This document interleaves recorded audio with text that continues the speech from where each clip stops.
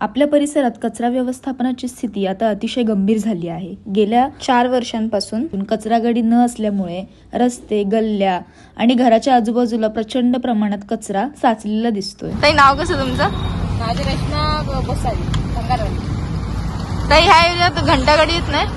घंटागाडी येते पण आमचा कचरा घेत नाही, भंगारवाल्यांचा कचरा घेत नाही। याच्यावर तुम्ही कधी लोक एकत्र येऊन कधी प्रयत्न केलाय का की का घेत नाही घंटागाडी? विचारलं आम्ही, का आमचा कचरा घेत नाही, तर तुमचा कचरा भरपूर असतो, जास्ती असतो, मग तुम्ही गावं गोळा करून आणता, आम्ही कचरा कसा घेणार? म्हणजे त्या कचऱ्याची विल्हेवाट कशी लावता? काय मग काय करायचं, असं ठेवायचं गोळा करून, मग कुठेतरी फिरायला जाताना असं टाकायचं गाडीत मध्ये, असं होतं प्रॉब्लेम। जर फाटला थोडा जास्त तर इथंच ठेवतो, मग नेतात काय थांबल्याचं तर आमचा कचरा काय एवढा रोजचं काय एवढा आणत नाही आम्ही, थोडं सांगतो थांबत असली तर गाडी रोजचं टाकला असता कचरा, एवढा झाला नसता इकडे तिकडे पसारा, गाडीत थांबत नाही म्हणलं तर काय बोलायचं। हा कचरा मांडवी रत्नागिरी परिसरातील असून या एरियामध्ये 150 घरं आहेत। ही केवळ अस्वच्छतेची समस्या नाही, ही सार्वजनिक आरोग्याला थेट धोका निर्माण करणारी परिस्थिती आहे।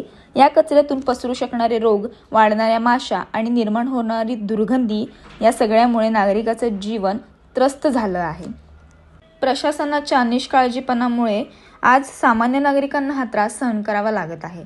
कचरा वेळेवर उचलला जाणं ही त्यांची मूलभूत जबाबदारी आहे आणि ती जबाबदारी पाळली गेली पाहिजे।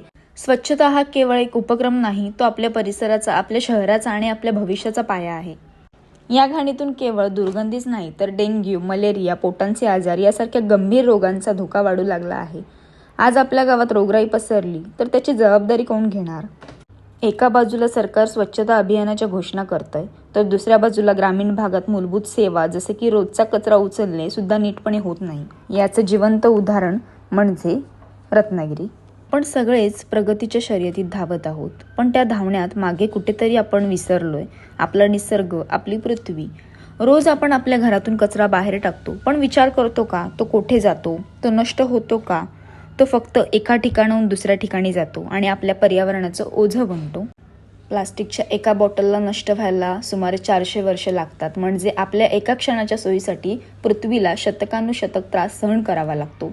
आणि मग आपणच म्हणतो हवामान बदललंय, उष्णता वाढते, पाऊस वेळेवर पडत नाही, पण या सगळ्यामागचे कारण कोण? आज खरी गरज आहे विचार करण्याची। घंटागाडी येते, घंटागाडी येते, लोक तिकडे कचरा टाकत नाहीत का? थांबत नाही गाड्या टाकते पोहोचते। ज्या लोकांच्या दारापर्यंत घंटागाडी जाते ती लोक पहाटे वॉकला किंवा रात्री वॉकला जातात, तेव्हा हा कचरा रस्त्याच्या लगत फेकून देतात। पण ज्यांच्या दारापर्यंत घंटागाडी जात नाही त्यांची नाराजी व्यक्त केली आहे।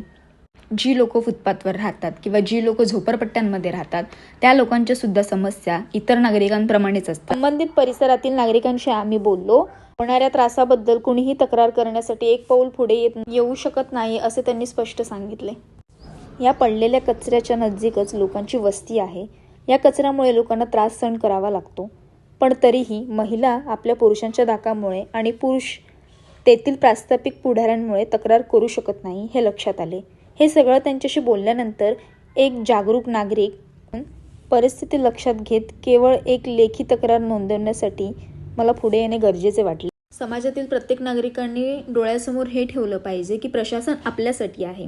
आपण जोपर्यंत प्रशासनापर्यंत आपले प्रॉब्लेम्स, आपल्या ज्या काही समस्या आहेत त्या आपण प्रशासनापर्यंत जोपर्यंत नेणार नाही तोपर्यंत प्रशासन कोणत्याही प्रकारचं गांभीर्याने आपल्याकडे लक्ष देणार नाही।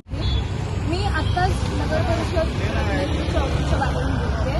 मी ज्या समस्येवर जिल्हाधिकारी यांना पत्र लिहिलं आहे, मला नक्कीच खात्री आहे त्या प्रश्नांवर साहेब काम करतील आणि या रत्नागिरीला एक सुंदर जिल्हा